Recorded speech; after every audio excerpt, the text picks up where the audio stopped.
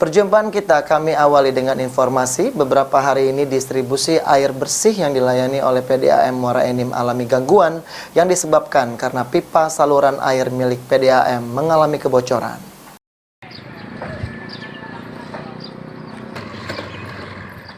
Keluhan masyarakat Kota Muara Enim terkait saluran air bersih yang bermasalah langsung ditanggapi oleh petugas PDAM dengan mendatangi lokasi dan mengecek pipa di lapangan. Hasilnya, petugas menemukan ada pipa alami kerusakan di Jalan Lematang, Kota Muara Enim, sehingga kini masih dalam proses perbaikan oleh pihak PDAM.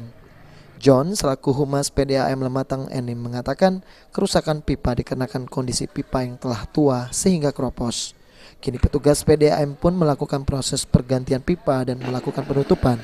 PDAM sendiri berupaya untuk secepatnya bisa mendistribusikan air bersih ke pelanggan.